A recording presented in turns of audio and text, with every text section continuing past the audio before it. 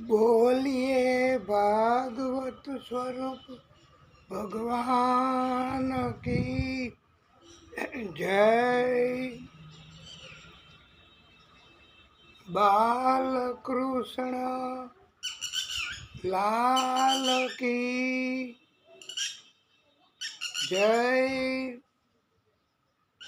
आदि शक्ति की जय। सूरज नारायण भगवान की जय। नारायण भगवान की जय। ओम श्री परमात्मने नमः। ओम श्री सरस्वत्यै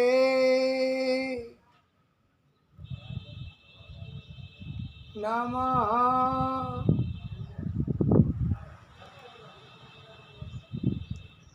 ओम श्री महालक्ष्म्यै नमः। ओम श्री गणेशाय नमः। ओम श्री पुराण पुरुषोत्तमाय नमः।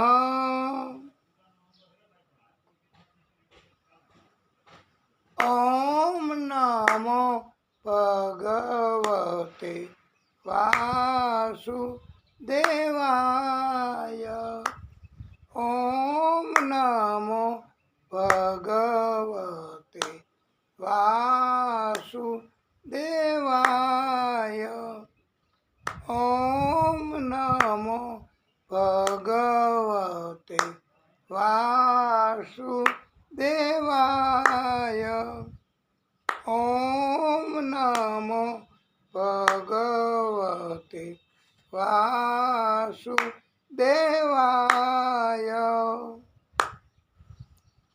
ओम नमः पार्वती पतये हर हर महादेव हर।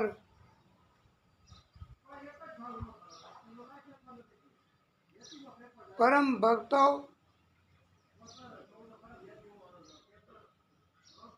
आप सर्वेना हृदय कमळમાં બિરાજતા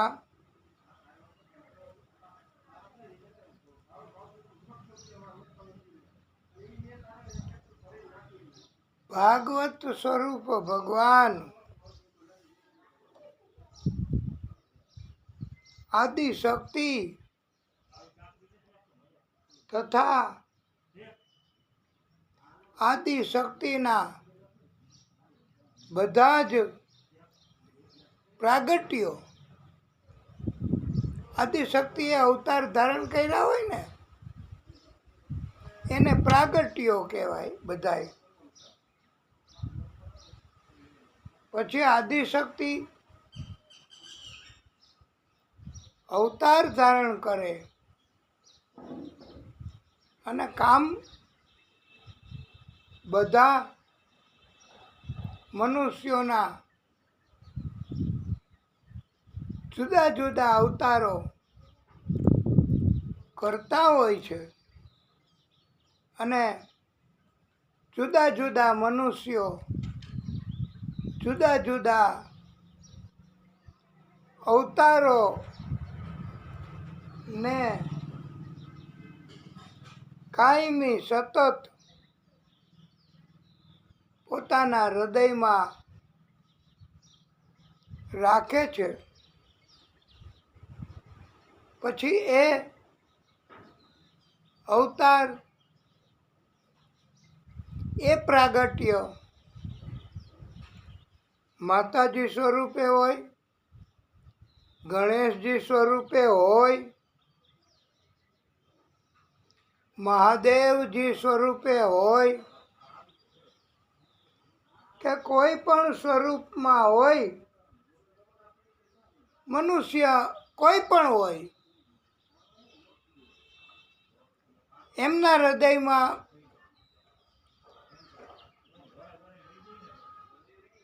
કોઈને કોઈ સ્વરૂપ બિરાજમાન હોય છે. એટલે અમારે આટલું બધું લાંબુ તમને સંભળાવીને એવું કેવું છે કે કોઈ પણ સ્વરૂપ આદિશક્તિનું, આદિશક્તિના પ્રાગટ્યોનું તમારા હૃદયમાં હોય, બધાયના, એ બધાયના હૃદયમાં રહેલા આદિ શક્તિ અને એમના બધા સ્વરૂપોને આપણે બધાય કોટાનું કોટી દંડવત પ્રણામ કરીશું. કેટલું લાંબુ થાય, પણ આવી ગયા બધાય મનુષ્યોના હૃદયમાં બિરાજમાન. શ્રી વૃંદાવન બિહારી લાલ કી જય.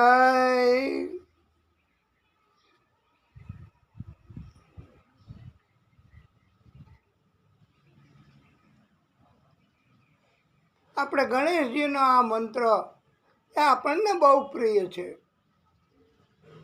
અને એનો રાગ એ બહુ સરસ છે. આ રાગ ઉપર માં નવદુર્ગા માતાજીનું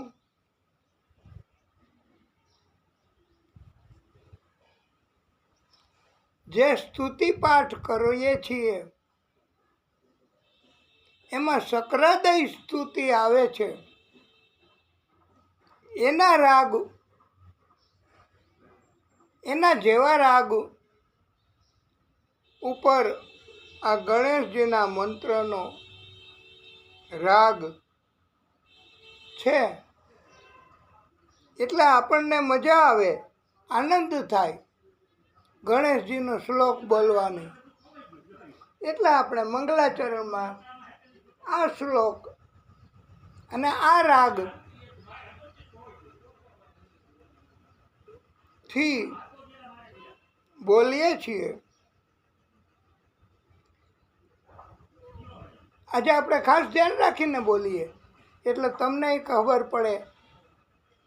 વિઘ્નેશ્વરાય વરદાય સુરપ્રિયાય, આ સક્રાદય સ્તુતિ એને કહેવાય. વિઘ્નેશ્વરાય વરદાય સુરપ્રિયાય લંબોદરાય સકલાય જગત પિતાય. ફરીવાર આજે વિઘ્નેશ્વરાય વરદાય સુરપ્રિયાય લંબોદરાય સકલાય જગત્પિતાય નાગાનનાય શ્રુતિયજ્ઞ વિભૂષિતાય ગૌરી સુતાય ગણનાથ નમો નમસ્તે. ગૌરી સુતાય ગણનાથ નમો નમસ્તે.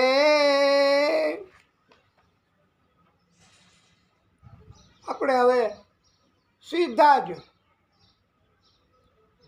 સૂર્ય ભગવાનની સ્તુતિ, સૂર્ય ભગવાનના નામ જાપ, સૂર્ય ભગવાનનું મહત્વ, સૂર્ય ભગવાનને પ્રાર્થના, સૂર્ય ભગવાનના ગુણો, એની શક્તિ એ મંગલાચરણ વિભાગમાં કહેવા માટે પ્રવેશ કરીશું. ઓમ સૂર્ય દેવાય નમો નમઃ. ઓમ અરુણ દેવાય નમો નમઃ. ઓમ આદિ ભૂતાય નમો નમઃ. ઓમ આદિત્યાય નમો નમઃ. ઓમ રવિ દેવાય નમો નમઃ. ઓમ ભાસ્કરાય નમો નમઃ. ઓમ અચ્યુતાય નમો નમઃ. ઓમ વિશ્વ રૂપાય નમો નમઃ.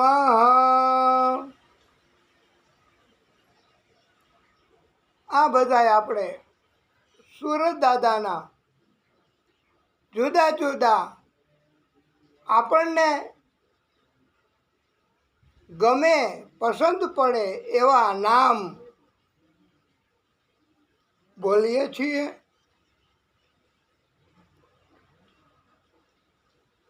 એમનો સુરત દાદાનો દિવ્ય મંત્ર એ પણ આપણને બહુ પસંદ છે, એટલે આપણે બોલીશું, એનો ઉચ્ચારણ કરીશું.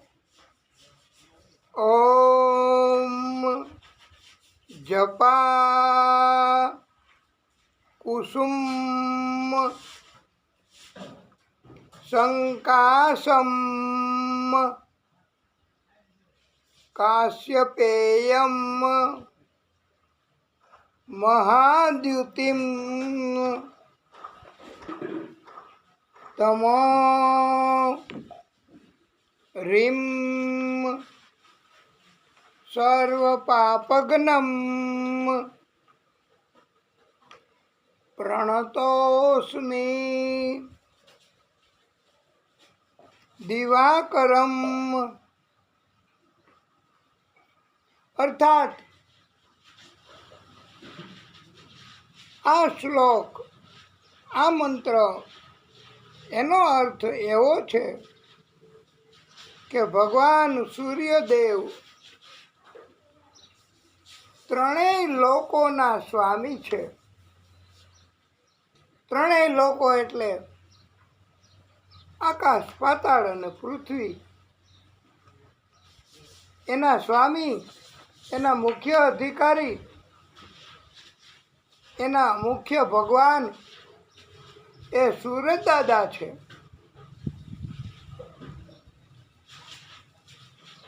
સૂરજ ભગવાન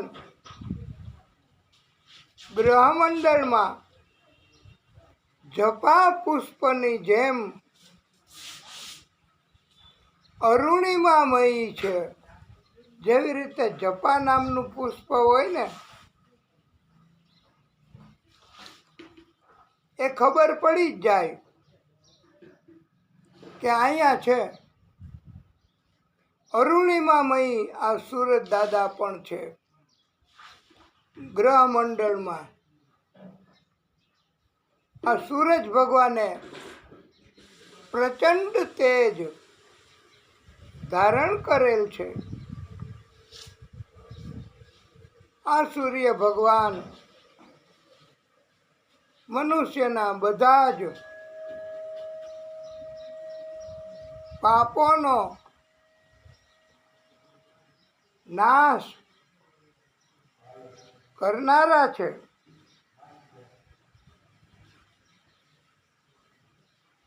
આ સૂર્ય ભગવાનને આપણે બધાય સત સત પ્રણામ કરીએ છીએ. સત સત એટલે વારે વારે પ્રણામ કરીએ છીએ. સૂર્ય ભગવાન છે તો જ સજીવ સૃષ્ટિ, સજીવોનું અસ્તિત્વ સૂરજ ભગવાનના કારણથી જ છે. સૂર્યનારાયણ ભગવાનમાં બ્રહ્મા એના સ્વરૂપમાં પણ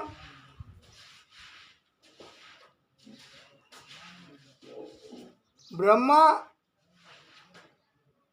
સ્વરૂપમાં જે શક્તિ છે એ બધી શક્તિ સૂરજ નારાયણ ભગવાનની છે. વિષ્ણુ સ્વરૂપ એમાં પણ જે શક્તિઓ છે એ બધી શક્તિઓ સૂરજ નારાયણ ભગવાનની છે. મહાદેવજી સ્વરૂપમાં પણ જે શક્તિઓ છે એ બધી શક્તિઓ સૂરજ ભગવાનની છે. સૂરજ દાદા એ ડાયરેક્ટ ભગવાન છે, પ્રત્યક્ષ ભગવાન છે. ચંદ્ર દેવ એ પણ ડાયરેક્ટ ભગવાન છે.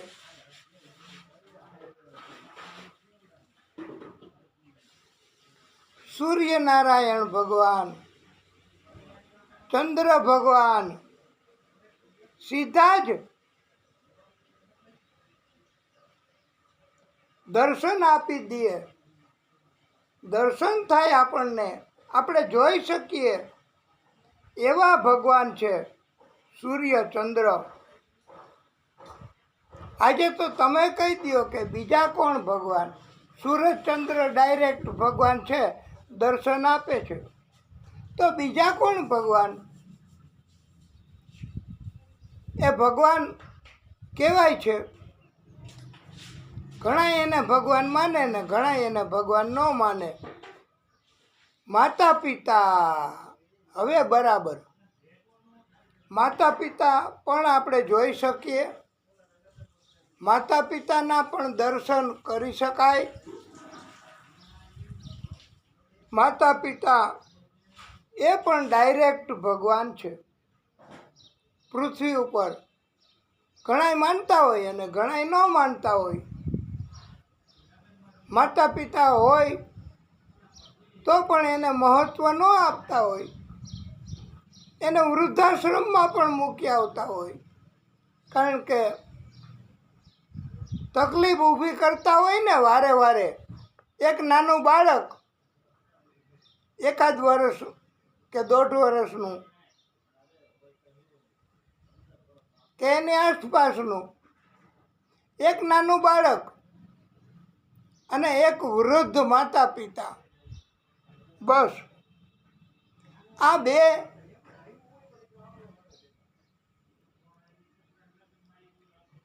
એને સાચવવા, એને ઈચ્છાઓ પૂરી કરવી, એ કેમ કરવું, એને જે પસંદ પડે એવું આપણે કરવું, તો ભગવાન આપણી ઉપર કૃપા કરે.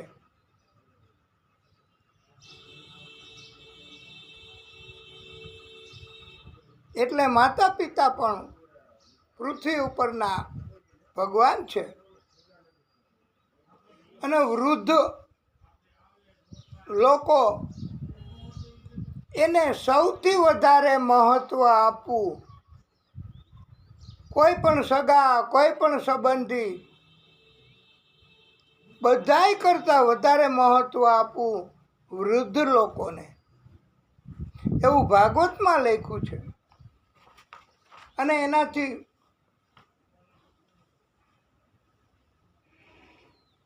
આપણે પણ જ્યારે સમય આવે ત્યારે ભગવાન આપણને પણ સુખ આનંદ મળે. વૃદ્ધ ઉંમર આવે ત્યારે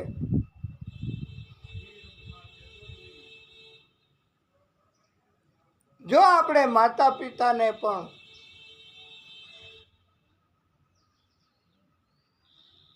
એમને પસંદ પડે એવું બધું કરીએ, એમને જોઈએ એવી સગવડતાઓ કરી આપીએ.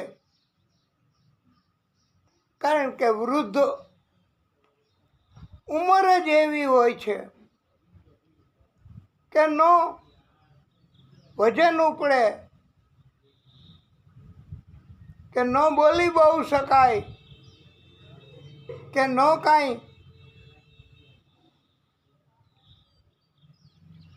હલનચલન બહુ કરી શકે. આ વૃદ્ધાવસ્થા બહુ અઘરી હોય છે. એ આપણે પછી ભાગવત કથામાં આવશે અને ત્યારે આપણે કહેવાનું છે. પણ અત્યારે તો ભાગવતકારો આપણને શીખવે કે એક તો આપણે નાનું બાળક, એને આપણે જે પસંદ પડે એવું બધું કરીએ.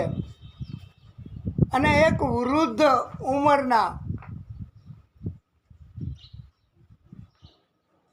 એમને જે કાંઈ જરૂર પડે.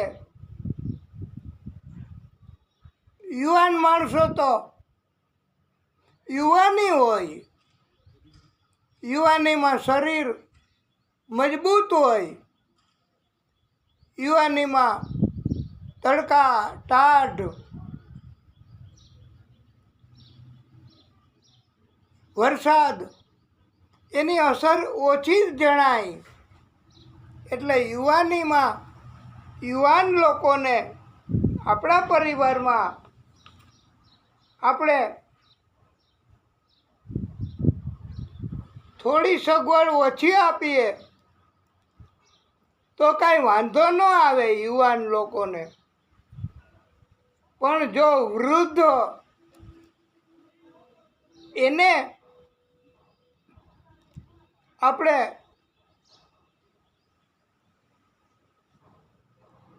સગવડ જોતી હોય એટલી કરી આપીએ તો એને આનંદ થાય વૃદ્ધને, અને એ ભગવાનને પ્રાર્થના કરે એનું પુણ્ય ઓટોમેટિક, એને ઈચ્છા હોય કે ન હોય, તમે વૃદ્ધ એની સેવા અથવા તો વૃદ્ધને જે કાંઈ જોઈએ છે એ તમે એને આપો. સગવડતા, સરળતા, કે એનું જિંદગીમાં કષ્ટ ઓછું પડે યુવાન લોકોને તો ચાલે. એટલે વૃદ્ધ લોકોને એ તમે બધા સમજી ગયા કે કેવી કેવી સગવડતા, સરળતા જોતી હોય. અને એમાંય ખાસ કરીને જે વૃદ્ધ સતત 24 કલાક હરિશરણમ હરિશરણમ હરિશરણમ શ્રી હરિશરણમ ભગવાનના શરણમાં હોય 24 કલાક જે વૃદ્ધ, એની સેવા કરો, એને જરૂર હોય એ આપો, એને મદદ કરો.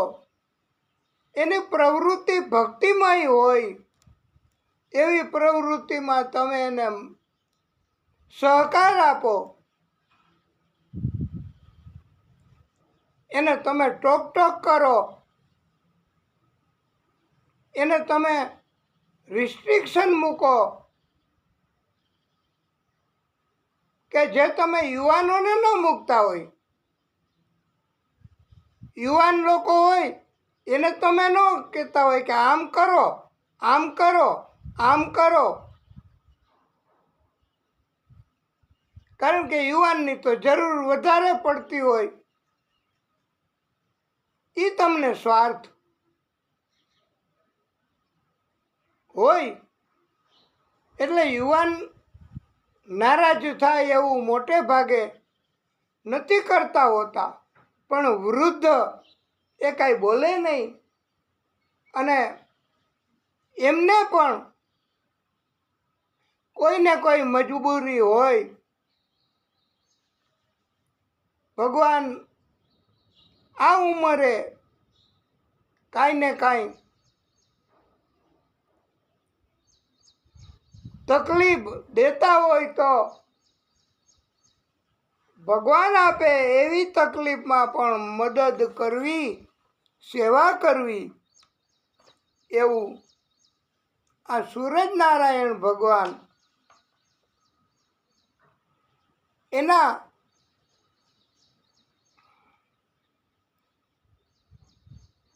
આ વિભાગમાં આવે છે કે સૂરજનારાયણ ભગવાન પ્રત્યક્ષ દેવ છે. એવી જ રીતે સૂરજનારાયણ ભગવાન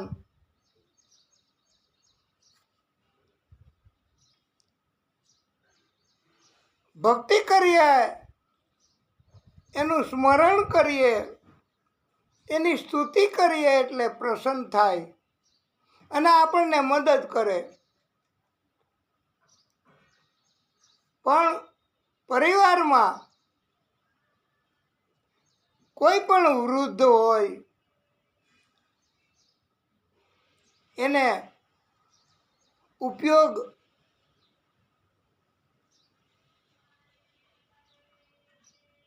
માં આપણે આવીએ એવું આપણે કરવું, એનાથી બધા ભગવાન રાજી છે. અને જેસી કરની વેસી ભરની, તમે જેવું કરશો એવું પામશો. તો તમારે પણ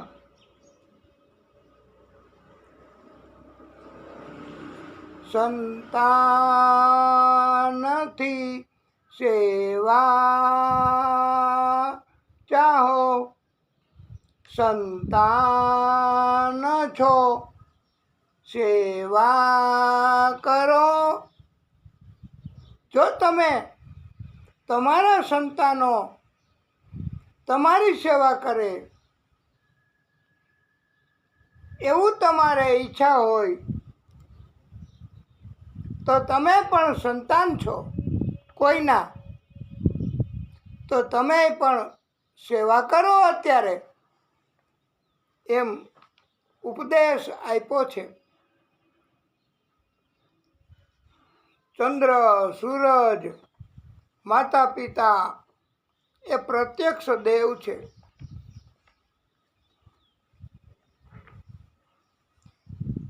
એક વાત આપને સમજાવવી છે કે મહારાજ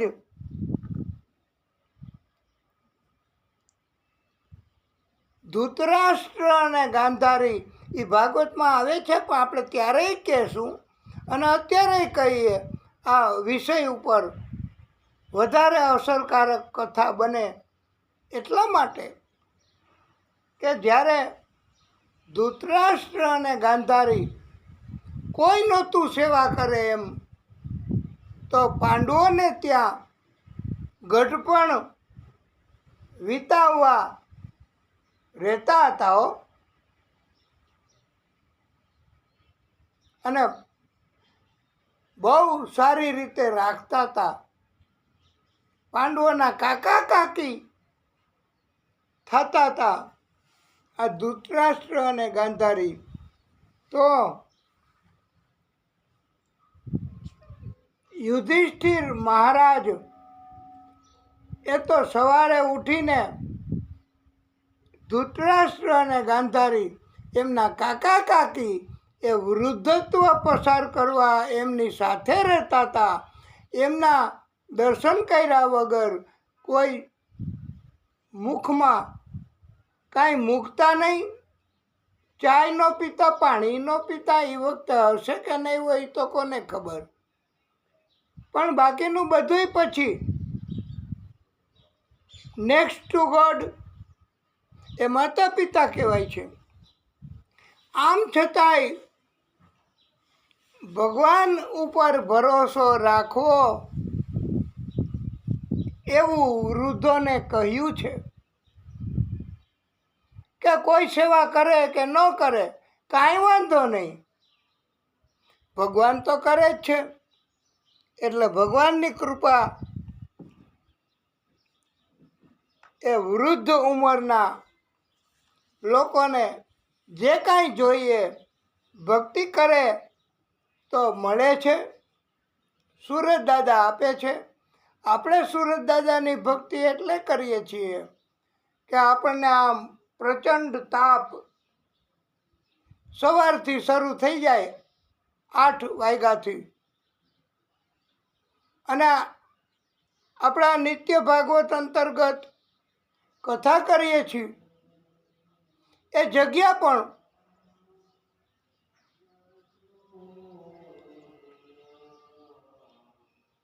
બહુ સરળતા રહીએ કથામાં, ભક્તિમાં એવી નથી હોતી, ઘણી તકલીફ હોય છે. પણ આપણે તો ભાગવત કથા એના તરફ પ્રેમ છે, નિત્ય ભાગવત કરીએ છીએ. એટલે આપણે ભગવાનની કૃપા માગીએ. દરરોજ ભાગવત કથા કરીએ અને ભગવાનની ભક્તિ કરીએ.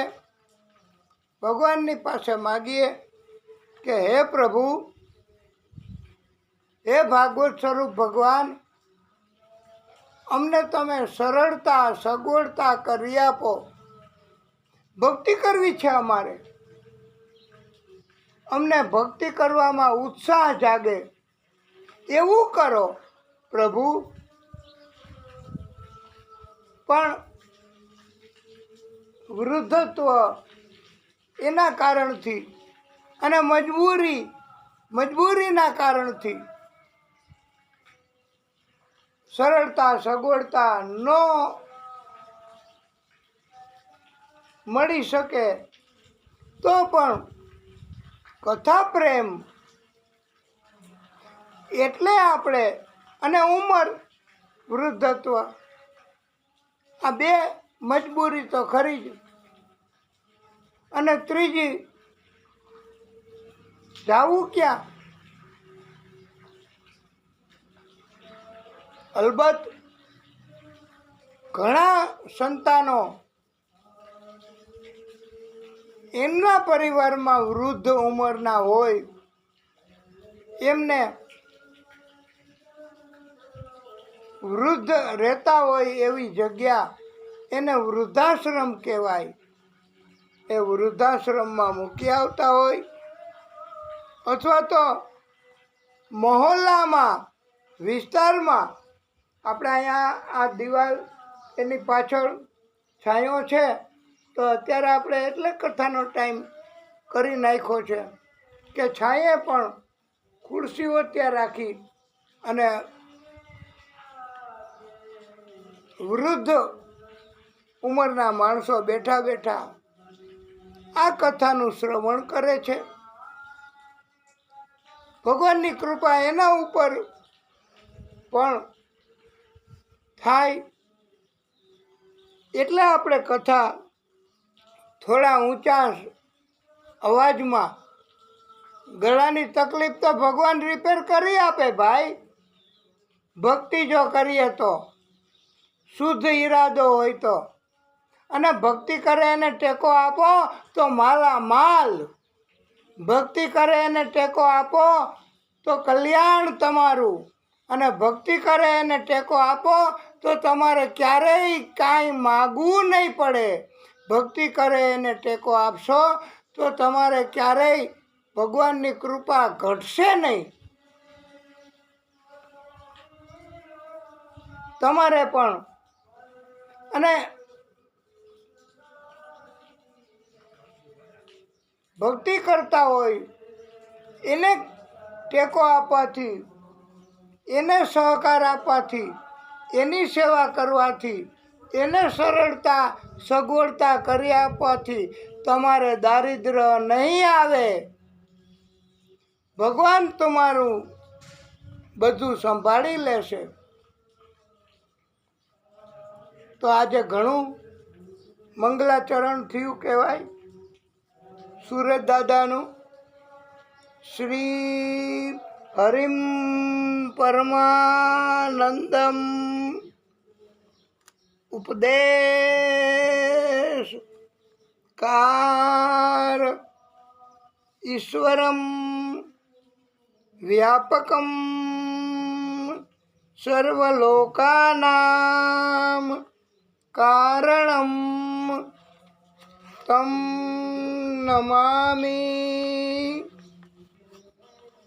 હરિમ પરમ.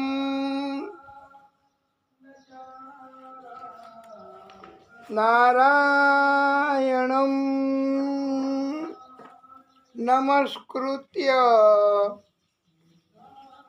નરમ ચૈવ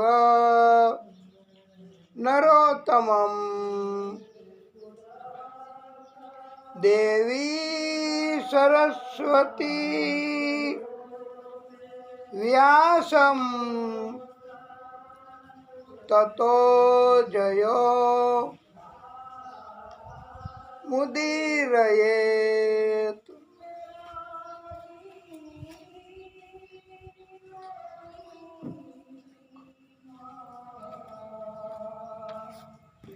આ તમે જુઓ તો માઇક વાગે જ છે.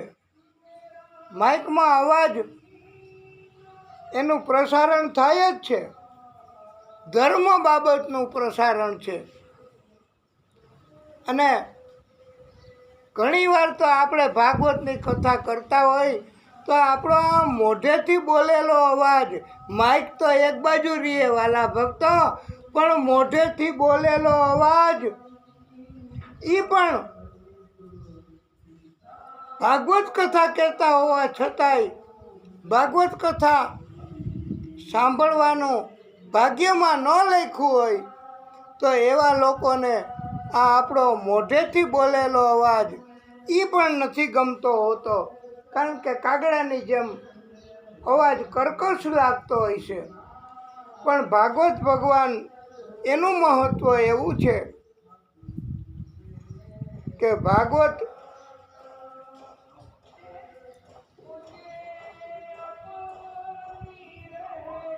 કોઈ પણ માણસ બોલે તો અંદરથી ભગવાન જ બોલતા હોય છે ભાઈ. અને ભગવાન એનો અવાજ જો તમને ન ગમે અને ભગવાનની કથા તમને ન ગમે તો તમારે આ દુનિયા, આ જગત, એમાં બાકીનું બધુંય ભગવાન સિવાયનું બધુંય ભગવાનની માયા જ છે હો. એટલે ભગવાન સિવાયનું બધુંય એ વ્યર્થ છે. જ્યાં જ્યાં ભગવાનની વાત, ભગવાનની કથા હોય ત્યાં ત્યાં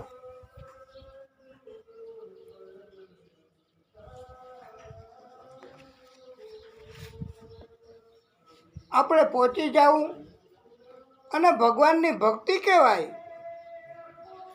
અને તો જ આપણી ઉપર ભગવાનની કૃપા થાય.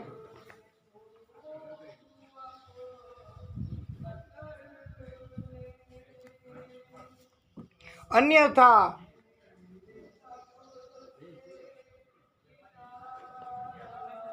આ જીવનમાં બધું જે નકામું છે એ ભેગું કરીને શું કામ લાગવાનું. એકવાર એક સંત, એની પાસે એક બાળક, એમણે કીધું કે ગુરુજી, હા મારી પાસે થોડાક રત્નો, હીરા છે, એ તમે સાચવશો? અને એ હીરા સાચા છે કે ખોટા કે નકલી એ મને સમજાવશો? ત્યારે ગુરુદેવ એમણે કહ્યું, બેટા તારી પાસે રાખ આ હીરા. અને એમણે પોતાની પાસે રાખ્યા આ હીરા. અને થોડોક સમય ગયો, હીરાનું બહુ ધ્યાન રાખે હો બાળક. એ કપડામાં વીંટીને દરરોજ 8 વાર જોવે, હીરા તો બરાબર છે ને, હીરા તો બરાબર છે ને. એમાં બાળક મોટો થયો, સમય પસાર થયો, પાછા બીજી વાર ગુરુદેવ એ જગ્યાએ આવ્યા. ફરતા ફરતા અમુક વર્ષો પછી ત્યારે એને, એ બાળક હતો એ મોટો થયો, સમજણ આવી. ગુરુએ પૂછ્યું કે બેટા, તને સાચવવાનું મેં કહ્યું તું એ હીરા તે મને પૂછ્યું તું ને, સાચા છે કે નકલી? ત્યારે મેં તને સાચવવાનું કહ્યું તું, મને લઈ આવ હીરા. ત્યારે એ બાળક મોટો થયો, એમણે કહ્યું, ગુરુદેવ એ તો મેં ફેંકી દીધા. ગુરુદેવે કહ્યું, કા બેટા કેમ ફેંકી દીધા? એ કે પણ ગુરુદેવ, એ હીરા નકલી હતા, જે નથી કામ લાગે એવું, જે વ્યર્થ છે, માયા સિવાયનું બધુંય, અરે ભગવાન સિવાયનું બધુંય નકલી છે. ભગવાન સિવાયનું બધુંય એની માયા છે, એમાં પડાય નહીં, એને પસંદ ન કરાય, એની પાછળ પાછળ ન રહેવાય. કારણ કે માત્ર ભગવાન જ આપણું કલ્યાણ કરી શકે, માયા કલ્યાણ કરે નહીં. ભગવાનની ભક્તિ કરીએ તો બીજો એક ફાયદો થાય છે. ભગવાનની ભક્તિ કરવાથી કે માયા આપણને મદદ કરે છે, માયા આપણને સતાવતી નથી. કારણ કે આપણી ભક્તિ અને જે ભગવાનને પ્રિય છે, જે ભગવાનની ભક્તિ કરે છે, એટલે એમ કહેવામાં આવ્યું છે ભાગવત કથા અંતર્ગત ઉપદેશ કે માયા સિવાયનું બધુંય, અરે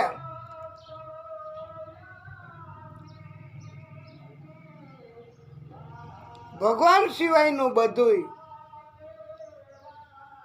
એની માયા અને વ્યર્થ છે. તમે ભગવાનને છોડી દેશો, ભગવાનની ભક્તિ નહીં કરો, ભગવાનની ભક્તિ કરવામાં તમને આળસ થશે, ભગવાનની ભક્તિ તમને ગમશે નહીં, કોઈ ભક્તિ કરે તોય તમને નહીં ગમે. ત્યારે તમારે સમજી લેવું કે ભગવાનની આપણે અવગણના કરીએ છીએ અને આના કારણથી આપણને માયા એ કષ્ટ આપશે, દુઃખ આપશે. અને કોઈ પણ ઉંમરમાં માયાના આપેલા કષ્ટ, માયાના આપેલા દુઃખ એ સહન નહીં થાય. અને ત્યારેય જ્યારે રોગ, અકસ્માત, કોઈ તકલીફ આવે ત્યારે વાલા ભક્તો, દવા સાથે ડાક્ટરો પણ આપણને ઉપદેશ આપે છે, સલાહ આપે છે, મેડિકલ એડવાઇસ કે અમારી દવા કે અમે કાંઈ નહીં કરી શકીએ. તમારે જલ્દી રાહત કરવી હોય, જલ્દી તમારે કષ્ટ ભગાડવું હોય તો આ સુરજ દાદા, આ ભાગવત કથા, આ સંતો, આ ભગવાન, એનું સ્મરણ કરો, એની ભક્તિ કરો. એમ ડાક્ટરો પણ આપણને એડવાઇસ આપે છે. તો માયા એમાં ફસાવવું નહીં. ભક્તિ કરે એને માયા ઓટોમેટિક મદદ કરે છે.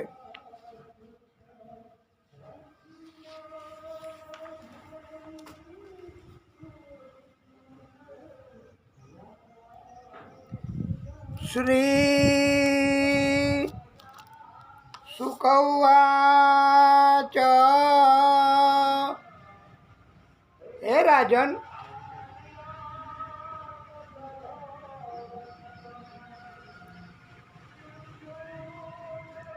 પરમાશ્ચર્ય થયું છે.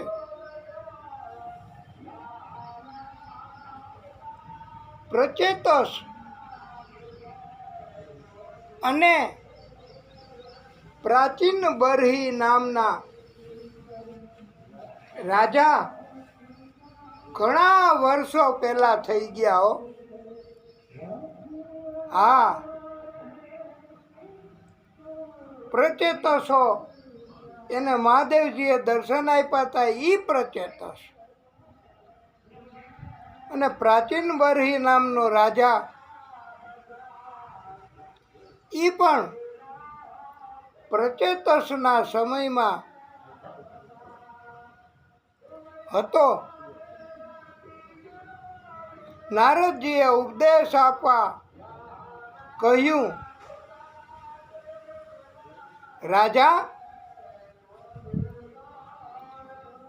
એટલા પ્રાચીન બરહી નામના રાજા એને કહ્યું નારદજીએ,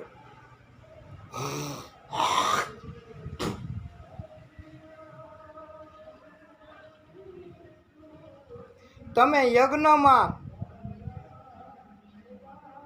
ઘણા ઘણા ઘણા પશુઓને મનુષ્યને બધાને તમે નિર્દયતાથી મારી નાખ્યા છે, હત્યા કરી છે,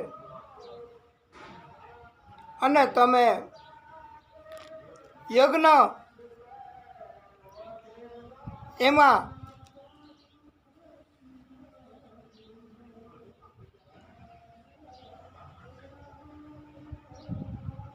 બલિ તરીકે હોમ્યા છે.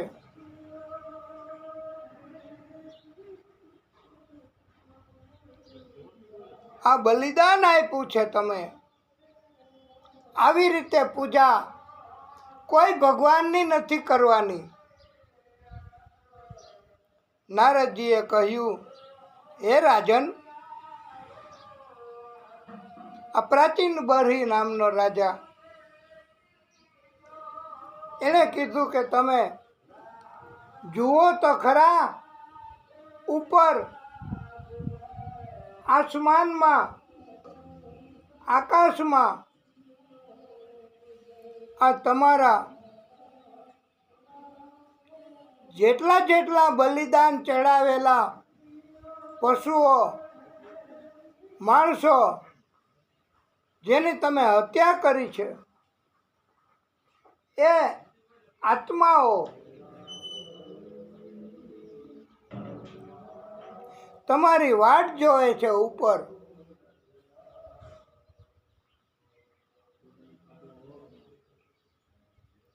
તમે એને જીવતા મારી નાખ્યા છે, ત્યારે એને બહુ પીડા થઈ હોય.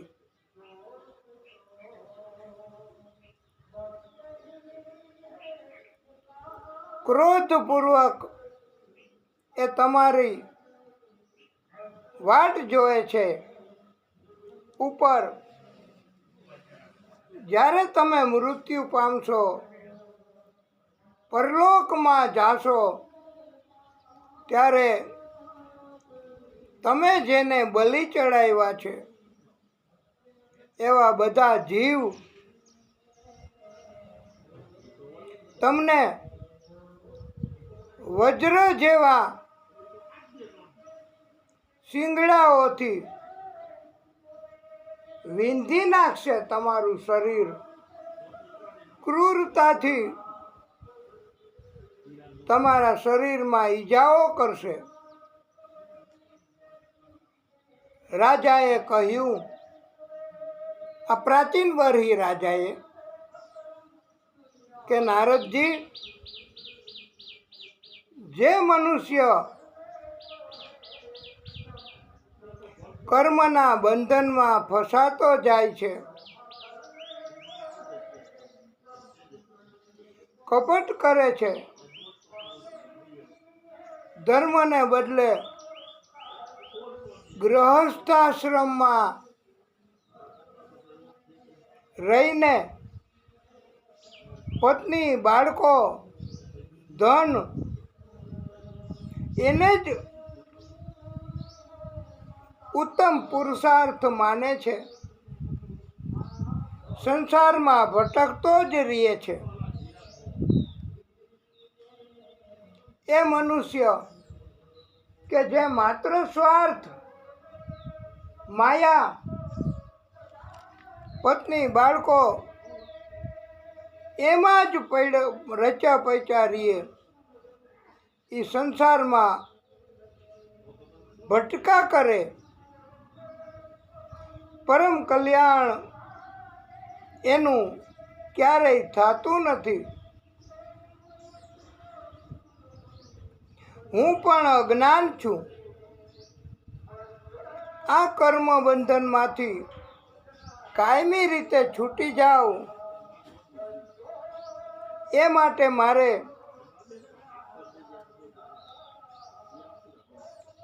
હે નારદજી કેવા કર્મ કરવા એનો મને ઉપદેશ આપો. નારદજી આ કર્મ બંધન એમાંથી છૂટવા માટે કર્મ બંધનના બંધનમાંથી છૂટવા માટે ઉપાય શું કરવો, કેવા કેવા કર્મ કરવા એ સમજાવવા ઉપદેશ આપવા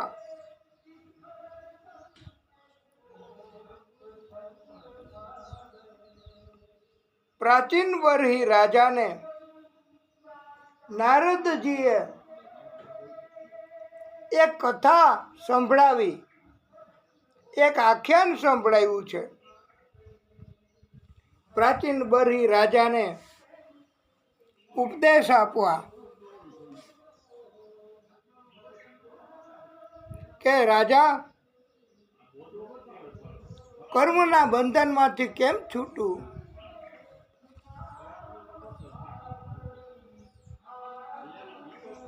ઘણી વાર તો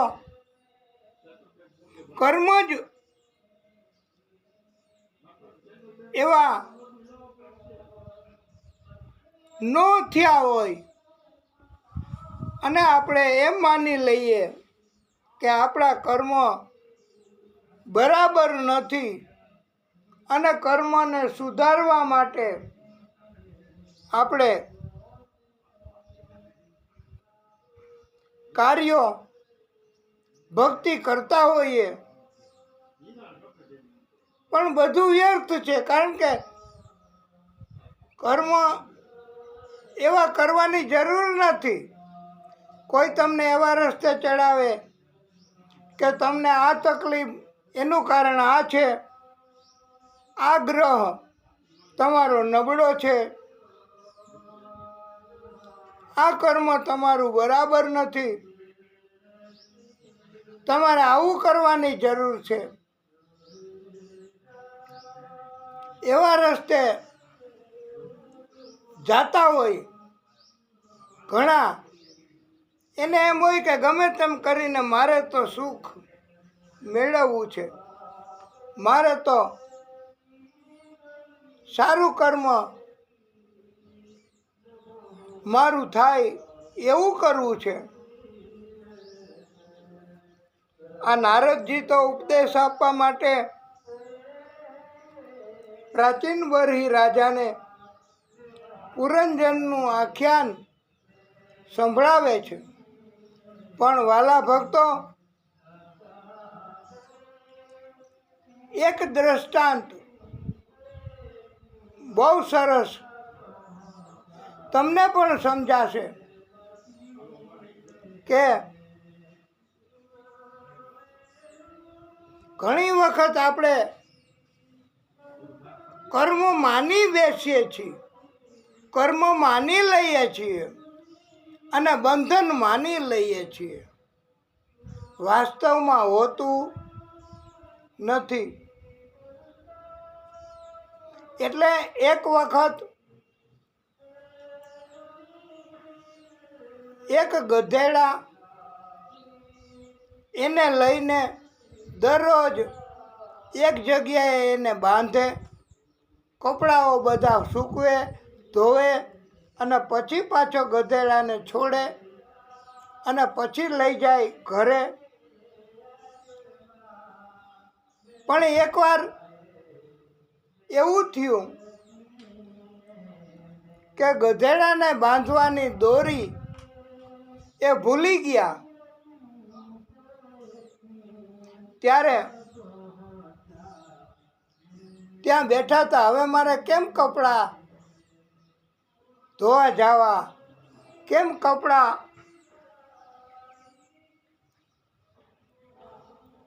એને સૂકવવા, આ ગધેડાને કોણ સાચવે, અહીંયા તો કોઈ હોય નહીં, દોરી તો નથી એને બાંધવાની, ઘરે ભૂલાઈ ગઈ છે. તો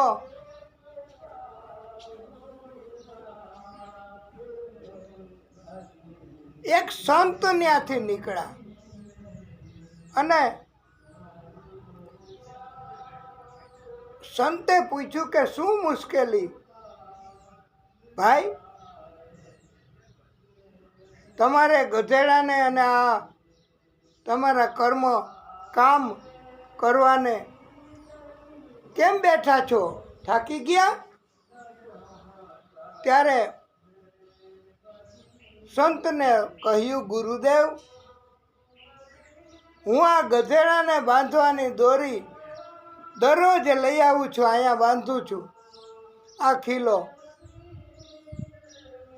પછી છોડું છું ને પછી સાંજે લઈ જાઉં છું.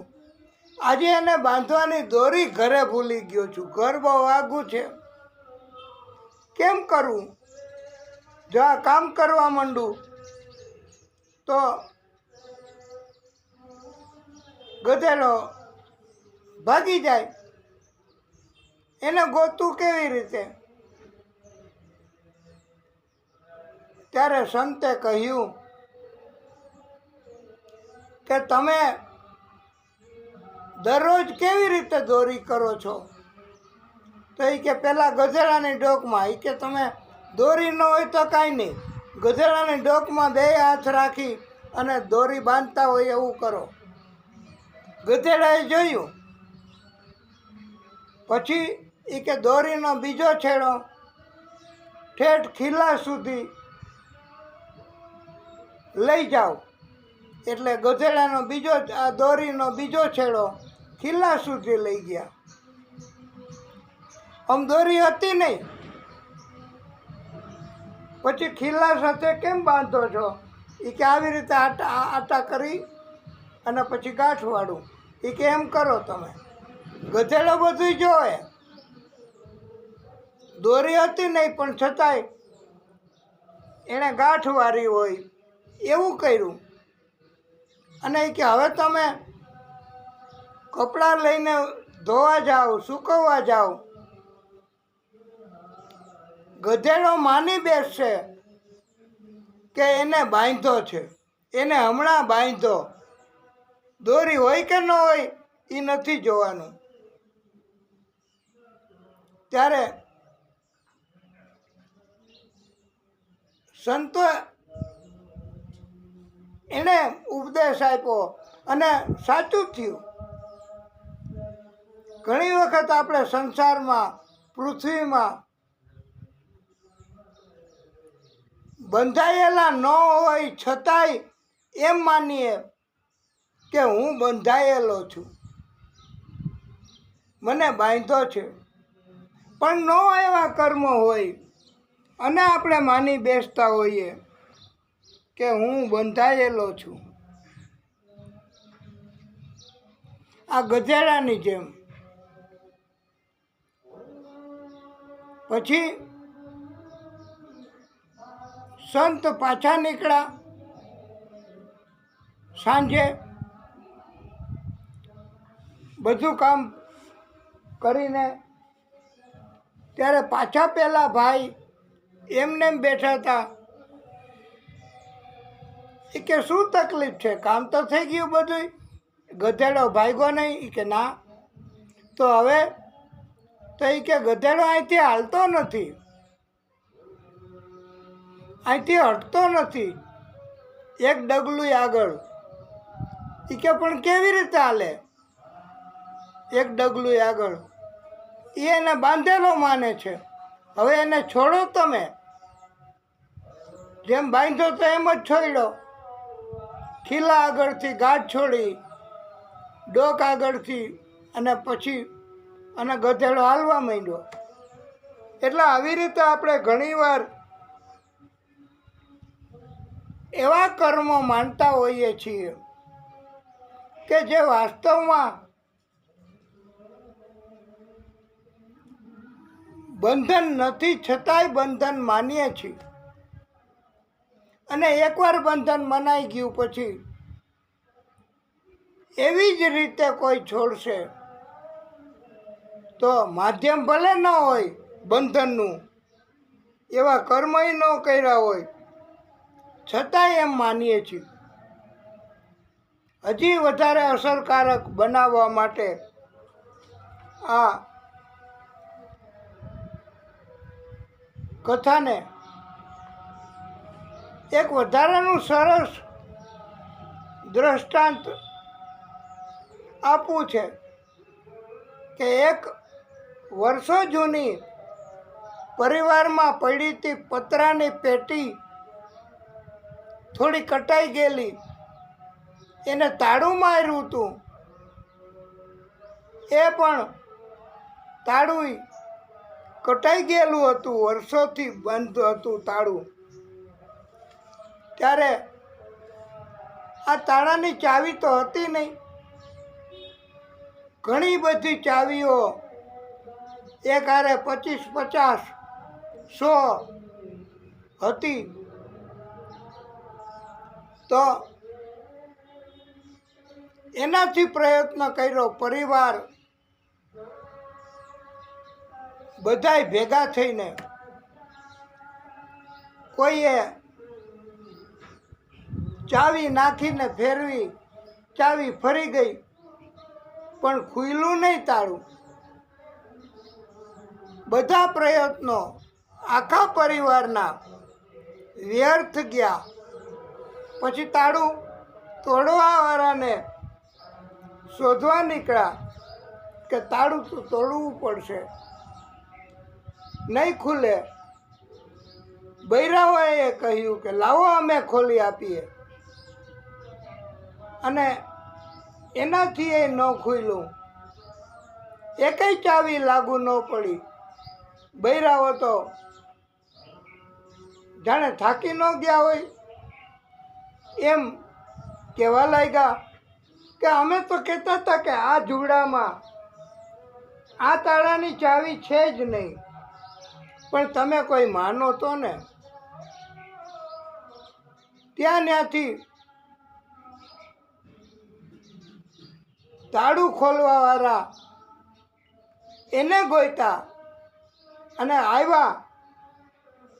તાળું ખોલવાવાળા એણે તાળાને જોયું, ઊભું, આડું, ઊંધું, ચતું કર્યું અને એક ઝાટકો માર્યો. એ ભેગું વગર ચાવીએ તાળું ખુલી ગયું. બધાને નવાઈ લાગી કે આ જાદુ, આ મંત્ર. પણ એ કે વાલા ભક્તો, તાળું બંધ જ નહોતું, કટાઈ ગયેલું હતું. એમનેમ જ બંધ કરતી વખતે ચાવી ફરી ગઈ પણ તાળું બંધ થયું નહોતું. અને તમે માની બેઠા કે બંધ છે. વાસ્તવમાં તાળું ખુલ્લું જ હતું. એવી રીતે આપણે બુદ્ધિ અને પરમાત્મા એની કૃપા, હૃદયમાં પ્રેરણા થાય એવા એવા કર્મ કરવા. આવો ઉપદેશ આ કથા છે ને, હવે હજી આગળ આવશે, એમાં ઉપદેશ બહુ આવશે. અને એટલે આપણે કથાને મહત્ત્વ વધારે આપીએ છીએ, વિસ્તારપૂર્વક કથા કરીએ છીએ. એમાં કોઈને વાંધો તો નથી ને. થોડુંક વધારે બુદ્ધિ, વધારે જ્ઞાન, વધારે પરમાત્મા, ભાગવત ભગવાન એની મદદ, એની પ્રેરણા થશે. અને તાળું બંધ જ નથી, આ સંસારમાં દુઃખ જ નથી. આ તો આપણે માની બેઠેલું દુઃખ છે. સુખ દુઃખ મનમાં ન આણીએ, ઘટ સાથે ઘડિયા. શરીર સાથે ઘડેલા છે સુખ અને દુઃખ. તડકા અને છાયા આવ્યા કરે છે. માટે પ્રાચીન બરહી રાજા એને બલિદાન બહુ આપ્યું, હિંસા બહુ કર્યો. કોઈ પણ ભગવાન, કોઈ પણ દેવ, કોઈ પણ શક્તિ એમ કૃપા ન કરે. એને બલિદાન ચડાવવાની જરૂર નથી. ઘણા તો માણસોનું બલિદાન આપી દેતા હોય છે. એ કથા આવે છે આગળ. અને મહાકાળી માતા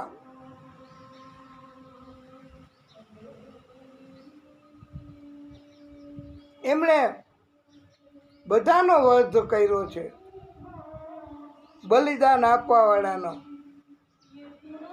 એ વખતે પણ આપણે કથા વિસ્તારથી કહીશું. નારદજીએ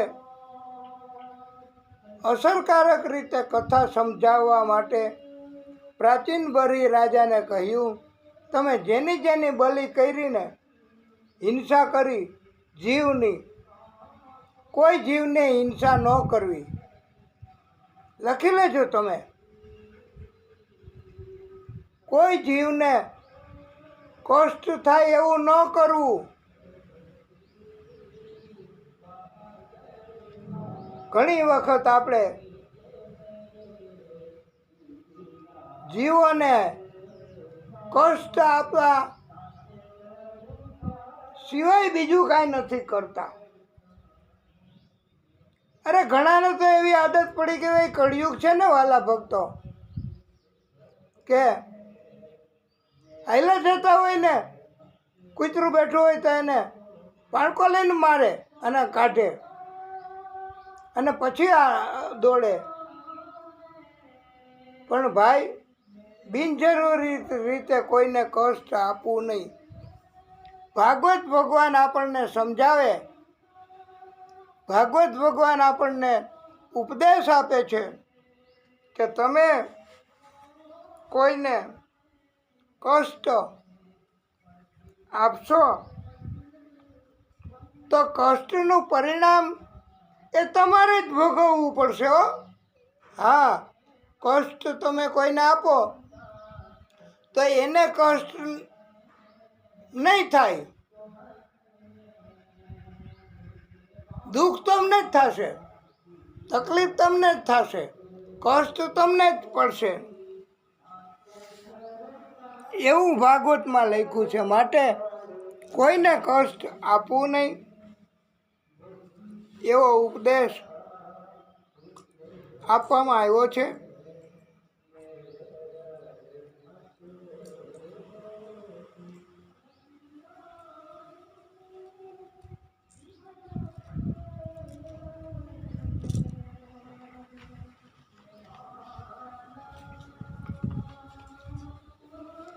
કષ્ટ આપવાથી કષ્ટ જ મળે છે આપનારાને.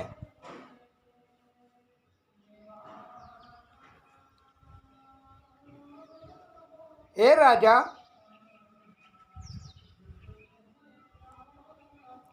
એકવાર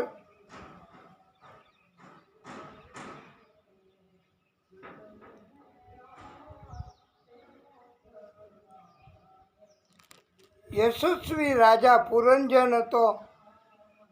એને અવિજ્ઞાત નામનો એક મિત્ર હતો. રાજા પુરંજન પોતાને રહેવા માટે યોગ્ય મહેલ, યોગ્ય મકાન, યોગ્ય બંગલો, યોગ્ય સ્થાન એની તલાશ કરતા કરતા કરતા કરતા કરતા આ પુરંજન અને અવિજ્ઞાત બે મિત્રો ફરતા ફરતા ફરતા ફરતા શોધ કરતા હતા. આખી પૃથ્વીમાં ફર્યા, છતાંય એવું કોઈ અનુરૂપ સ્થાન મળ્યું નહીં. રાજા પુરંજન એને એમ થયું કે મને હવે કેવી રીતે સ્થાન મળશે. ઘણી વખત વાલા ભક્તો, આપણને પણ યોગ્ય સ્થાન મળતું ન હોય. યોગ્ય મકાન, યોગ્ય રહેવાની જગ્યા, યોગ્ય ઘર, યોગ્ય સગવડતા ન મળતી હોય, તકલીફ હોય, એમ પુરંજનને એ જ તકલીફ હતી. અભિજ્ઞાનને તો કાંઈ જરૂર નહોતી. એક વખત હિમાલયના દક્ષિણ કિનારે આવેલા શિખરો ઉપર ભારત ખંડમાં એક 9 દરવાજાવાળી નગરી હતી.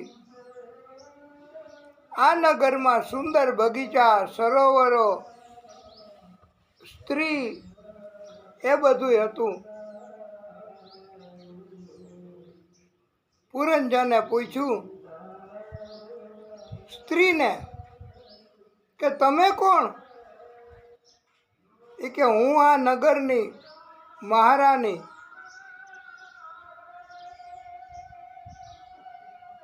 સ્ત્રી પણ મોહિત થઈ, પુરંજન પણ મોહિત થયો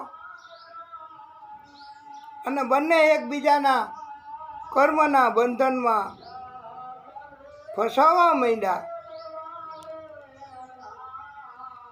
100 વર્ષ સુધી આ નગરીમાં રહી અને આનંદ કર્યો પુરંજને. આ 9 દરવાજાવાળી નગરી. રાજા પુરંજન શિકાર કરવા ગયો. વારે વારે શિકાર કરવા જવા લાગ્યો. હવે એમાં હિંસાઓ થઈ. હિંસાઓ ન કરાય, કષ્ટ ન અપાય, કોઈને પરેશાન ન કરાય, નહીતર આપણે જ દુઃખ ભોગવવું પડે. પુરંજનને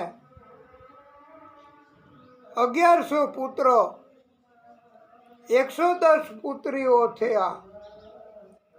પુરંજને બધાના લગ્નો કરાવી દીધા. દરેક પુત્રને 100 પુત્રો થયા. પુરંજનનો વંશ ઘણો ફેલાયો. પુરંજને પણ પશુઓની હિંસા કરી, યજ્ઞો કર્યા તથા પરિવારનું પોષણ કરવામાં વ્યસ્ત રહેવા લાગ્યો. અંતે આ પુરંજનને વૃદ્ધાવસ્થા આવી. આ સમયમાં ગંધર્વરાજ ચંડવેન ગંધર્વી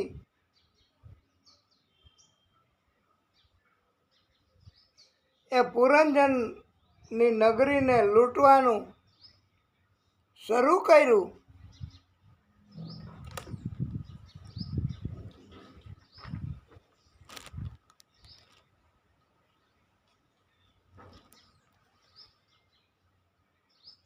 પાંચ ફણાવાળા સર્પએ યુદ્ધ કરી આખી નગરીનો બચાવ કર્યો. કાળરૂપી કન્યાએ બોધ આપ્યો કે મનુષ્યએ મજબૂર જનો પર દયા કરવી, એને મદદ કરવી, એનું રક્ષણ કરવું. આ ભાગવતકારો આપણને પણ ઉપદેશ આપે છે કે આપણે કોઈ ઘટપણ પસાર કરતા હોય, કોઈ મજબૂર હોય, એને કોઈ તકલીફ, તો એનો બચાવ અને એને સરળતાથી સમય પસાર થાય જીવનનો, એવું કરી આપવું તો ભગવાન આ એક જાતનો કર્મ જ છે. આ એક જાતનો ધંધો જ છે. જેવી રીતે તમે ધંધા રોજગાર કરો અને પૈસા કમાવો, ભેગું કરો, બધાને મદદ કરો એ ધનથી, એવી જ રીતે કોઈ મજબૂર ગઢપણ પસાર કરતા હોય એવા એને તમે મદદ કરો, સેવા કરો, તો એ એક જાતનો ધંધો છે. અને એનાથી ધન નહીં મળે, પણ એનાથી એટલું બધું અતિશય વિશેષ ધન કરતાંય વધારે મહત્ત્વનું કર્મ મળશે.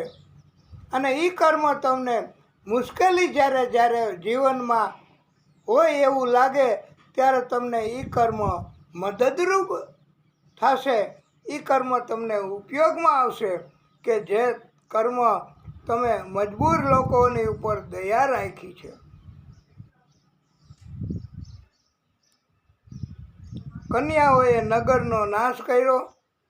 રાજા પુરંજન પશુઓને મારી નાખ્યા.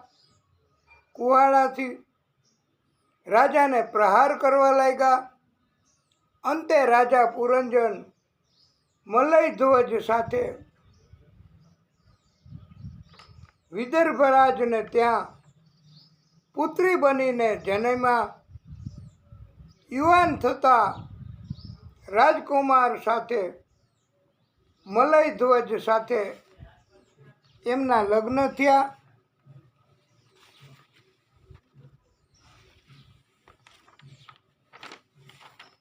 પુરંજન સ્ત્રી અંતે વિલાપ કરવા લાગી. ત્યારે તેને એનો અગાઉનો જન્મ એનો મિત્ર અવિજ્ઞાત મળ્યો. એણે ઉપદેશ કર્યો કે તું સ્ત્રી પુરંજની નથી, કે તારો પતિ મલયધ્વજ નથી, હું તારો મિત્ર ઈશ્વર છું. તેમ તું એ જ જીવ છો. ઈશ્વર અને જીવ એમાં ભેદ કોઈ જાતના નથી. પુરંજન સ્ત્રીને એના મિત્ર અવિજ્ઞાતના ઉપદેશથી 9 દરવાજાવાળી નગરી એમાં પ્રવેશ કરી અને ભોગ ભોગવવા લાગ્યો. કર્મબંધનમાં ફસાવા લાગ્યો. બીજા જન્મ લેવા પડ્યા. એ બધી એક માયા છે. 9 દરવાજા, ઘણા એને 10 દરવાજા પણ કહે છે. એટલે આંખો, કાન, મુખ,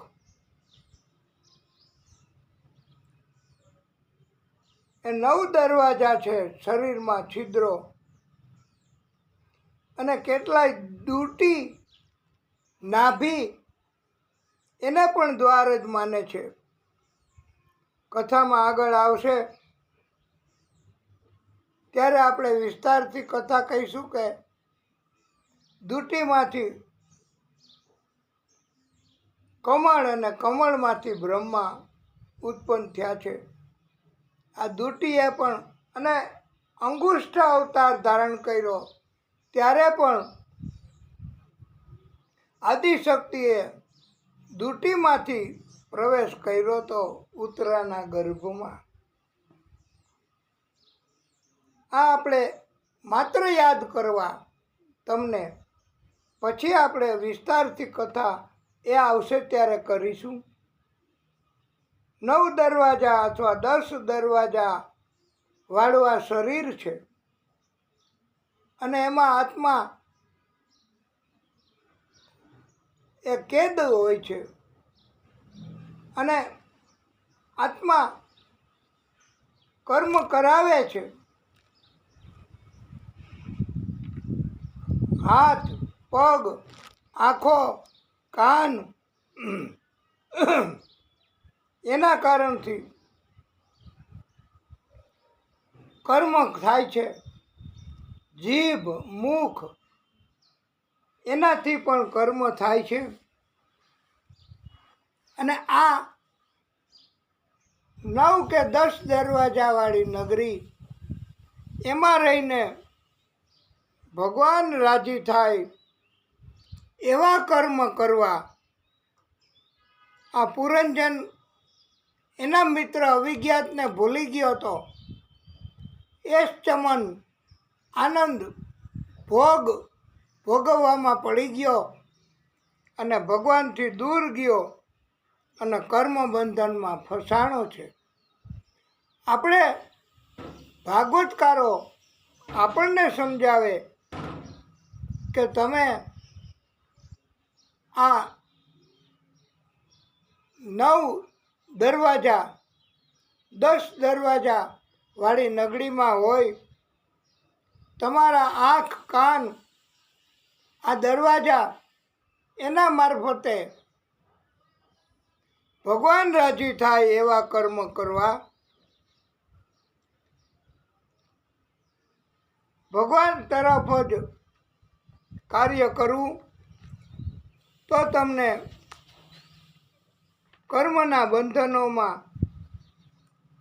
ફસાવાનું નહીં થાય અને કદાચ બીજો જન્મ પણ લેવાનો નહીં થાય. એને કહેવાય મોક્ષ ગતિ. અંતે ભગવાન ભક્તિથી કૃપા કરશે, પ્રસન્ન થશે અને એટલે પુરંજન એના મિત્ર અવિજ્ઞાત ભગવાન હતા. એનાથી વિરુદ્ધ ના કાર્યો કરતો અને કર્મ બંધનમાં ફસાતા બીજા જન્મ લેવા પડ્યા. બીજા જન્મમાં પણ કર્મ બંધનના કારણથી સ્ત્રી બહેનો મલય ધ્વજ રાજા સાથે લગ્ન થયા, સંતાનો થયા. બીજા રાજાએ ચડાઈ કરી, મારી નાખ્યો મલય ધ્વજ રાજાને અને સંતાનોને પણ મારી નાખ્યા. આ સ્ત્રી પુરંજન બીજા જન્મમાં અંતે વિલાપ કરી એના મિત્ર અવિજ્ઞાત પરમાત્મા હતા એમને યાદ કર્યા. આપણાથી કોઈ એવા કર્મો થઈ ગયા હોય તો વાલા ભક્તો આપણે પ્રાયશ્ચિત કરવું. ભાગવતકારો આપણને સમજાવે છે પ્રાયશ્ચિત કર્મ અને આપણા કર્મો માફ થાય, આપણા પાપ એનો નાશ થાય એવું ભાગવત આપણને શીખવે છે. એવા કર્મ કરવા તો કર્મના બંધનમાંથી જેવી રીતે પુરંજની સ્ત્રી એ મુક્ત થઈ એવી રીતે આપણે પણ કર્મના બંધનમાંથી મુક્ત થઈ શકીએ છીએ. આ પુરંજન આખ્યાન ઉપરથી આપણને પણ એવું ઉપદેશ સ્વરૂપે શીખવ્યું છે કે ભગવાન રાજી થાય એવા કર્મ અવતાર મળે મનુષ્યનો. 10 દરવાજાવાળી નગરી એમાં આપણો આત્મા રહેતો હોય, ભગવાન હોય તો એને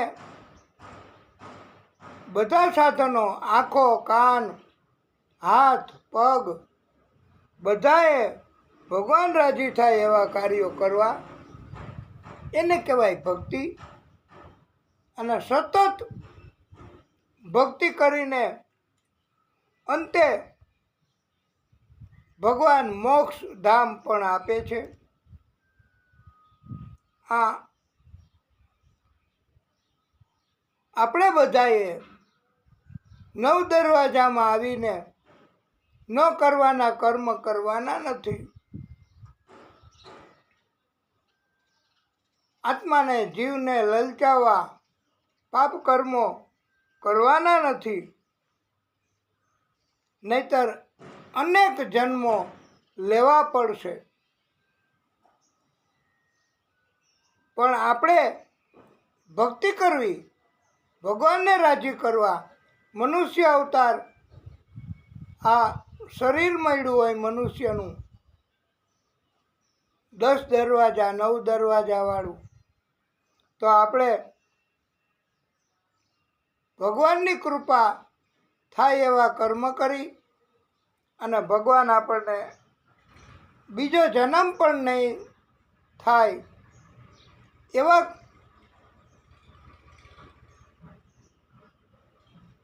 વરદાન આપશે. ભગવાન આપણી ઉપર કૃપા કરશે. આપણે ભક્તિ કરવી આમાંથી છૂટવા માટે, નહીં કે પાપ કર્મ. આ કળિયુગ છે તો મોટે ભાગે બધાય પાપ કર્મ બહુ કરતા હોય, એમાં આનંદ વધારે મળે. ભક્તિ તો નહીં જ, એમાં કંટાળો, એમાં નથી ગમતું. અને કોઈ ભક્તિ કરતા હોય એને ના. અમે તો કંટાળી ગયા તમારી કથાથી, અમે તો કંટાળી ગયા તમારી આ બધી વાતોથી, અમારે નથી હવે જરૂર. આવું પણ વિચારવાવાળા, ત્રીજા દિવસે કથામાં નહીં આવવાવાળા મોટે ભાગે હોય છે.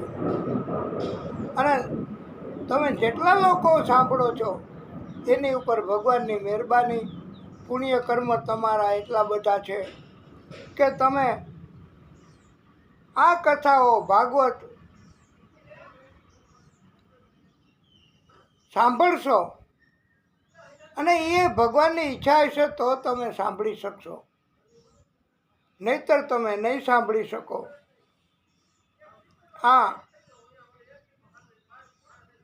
ભાગવતમાં મુખ્ય કથા છે પુરંજન આખ્યાનની. એ આપણી પોતાની જ બધાયની કહાની છે. પ્રચેતસ અને પ્રાચીન બરહી રાજા એને પણ પછી સમજણ આવી અને ભગવાનની કૃપા મળે એવા કર્મ કરવા માંડ્યા. ભગવાનની માયામાં ક્યારેય ફસાવું નહીં. આનંદ આવે થોડીક વાર, પણ પછી માયા એ કષ્ટ આપીને જ વહી જાય. જિંદગીમાં તકલીફ પડે, જિંદગીમાં નડે એવા કષ્ટ માયા આપે છે. પણ જો ભક્તિ કરીએ, 9 દરવાજાવાળી નગરીથી ભગવાન રાજી થાય, આદિશક્તિ રાજી થાય, એવા કર્મ કરીએ તો ભગવાનની કૃપા થાય અને આનંદ ભગવાન આપે. એવી આ દિવ્ય કથા જે કોઈ સાંભળે અને સંભળાવે, એટલે વક્તા અને શ્રોતા, એ સત્વરે તમામ કર્મના બંધનોમાંથી મુક્ત થઈ જાય છે. પ્રચેતાઓએ નારદજી એ ઉપદેશ આપ્યો છે અને પરમ પદની પ્રાપ્તિ કરાવી છે.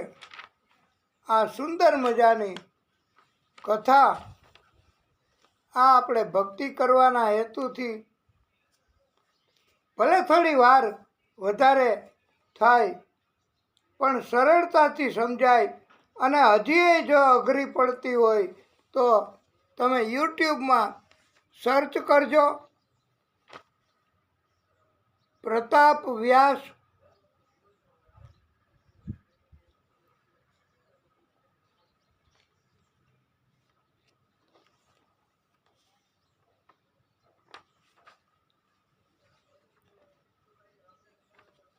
તો તમને આ કથા મળશે.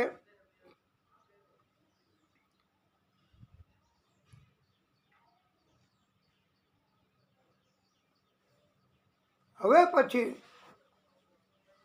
તમે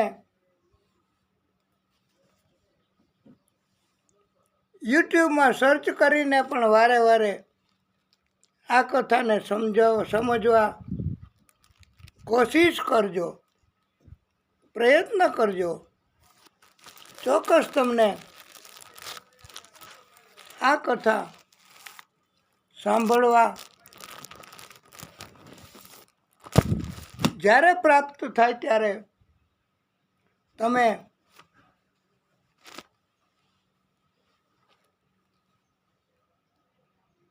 વારે વારે રિપીટ કરીને પણ આ પુરંજનની કથા બહુ મહત્ત્વની અને હાર્ટ કહેવાય છે.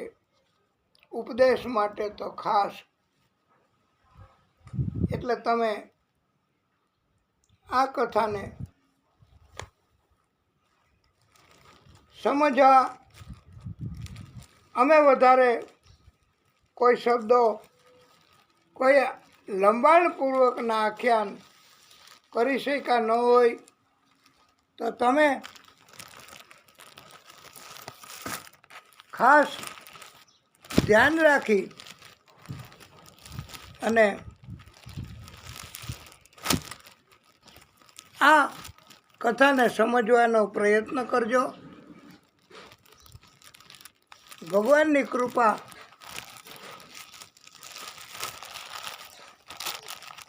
કેવી રીતે થાય એ સમજાવવામાં આવ્યું છે. વાલા ભક્તો, આ કથાને આપણે હવે અહીંયા વિરામ આપીશું. પછી આગળની કથા કરીશું. બોલીએ ભાગવત સ્વરૂપ ભગવાન કી જય.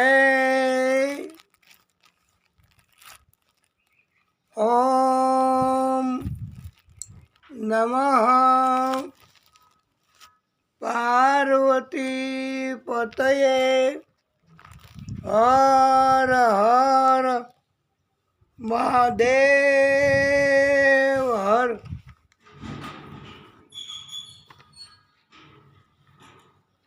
કથાને વિરામ.